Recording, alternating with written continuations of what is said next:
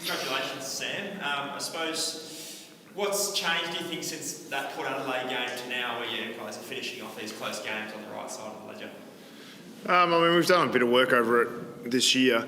We lost some close ones last year. We lost, I think, by under a kick against the Giants last year in Gather Round. And, we didn't get it all right today. I think we made quite a few errors in that late part of the game, so we need to assess it. I think our last game here against the Saints was close as well, and we've been on the right side of most of them, but we've obviously lost the Port Adelaide one. So, as a young side, you continue to learn and improve and get better in those, understanding what's needed at different times of the game.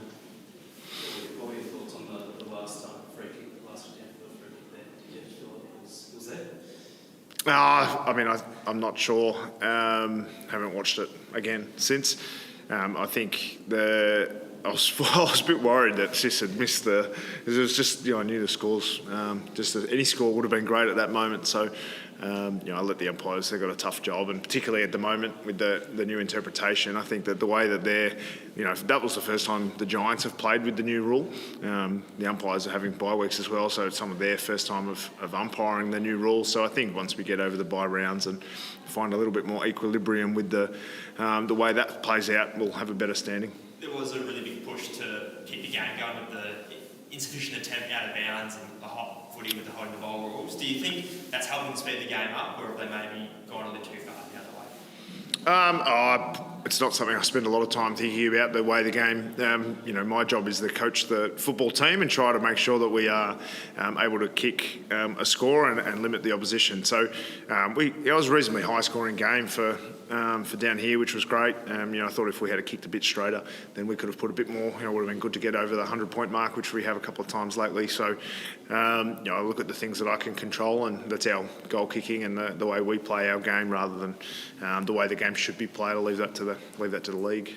Ned Reeves came off in the second quarter with an injury. Is there an update there? Is he all right?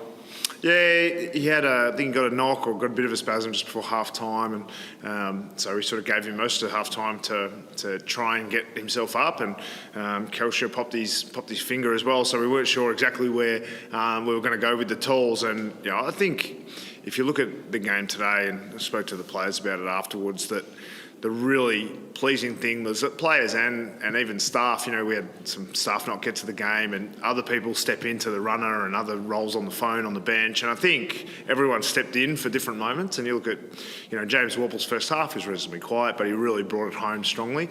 Weds had to go into the ruck, which he's hardly ever done. And I think the belief they had in each other to play each other's roles, both on and off the field, I thought that was a big step forward, and it will give us a lot of confidence. There's also been a lot of distractions with airport, sort of stuff going on in the background, and potentially even more from what I've heard in the last few minutes. I suppose, how do you sort of deal with those things when you've got a game to play, and not try and put it in the background, I suppose? Well, I think when you're playing this game, it's a big. There's a lot of stuff that goes on around the game. There's 2 hours of actual football on the field, and then there's a lot of other things that happen. And I think, when you're playing in big games, there's going to be a lot of peripheral information which may or may not be relevant for you. We come up this week, for instance, and we play Richmond, and it'll be Dusty's 300th, and this whole week is going to be about that, and we need to, take that into account, be ready for that, but also play a game that we're proud of, and that'll be our focus in every game that we play, because what we hope is in our future there's much bigger games, finals, grand finals, in the way that we're going, the way that we're building. That's what we're building this team for. When our time comes, we want to make sure we can handle whatever pressures are there, and if it's staff being late to games, then that we should be able to take that in our stride, and we did today. Maybe your shoulder, I guess, he's tactical about leaving out the page, but he was super important for you guys today in terms of the structure and just presenting an option up forward, and he's probably one of his better games in the game. Yeah, Marbior's been, he's been as consistent as he's ever been across his career, and I think, he did some vital things for us. We knew that we were really going to be up against it with the aerial battle against GWS, number one contested marking team in the competition. Their forwards and their backs are, really A grade in that area, and I knew that, I thought Jack Gunston's role on Taylor, and then Marbior and Kelsha were really able to control the air in the front half, or at least not get beaten in that area very often. So I thought Mabior was excellent, and his leadership around the aerial play and his presence on the rest of the group was vital today, particularly after Ned went down. Who exactly was on that flight that Ned let over?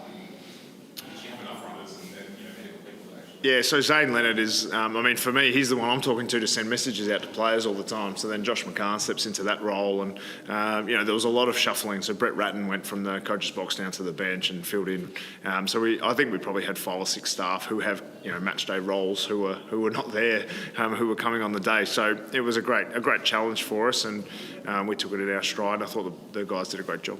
You touched on the Richmond game next week, how big that's going to be. I guess the chance to play the spoiler a little bit. Is that an exciting challenge for the guys? Do you want to be excited by that sort of moment? I'm not sure. I haven't thought too much about it at this point, but I think we all look at Dusty and himself as the individual and say what he's done for the game has been phenomenal. As good a big game player as we've ever seen.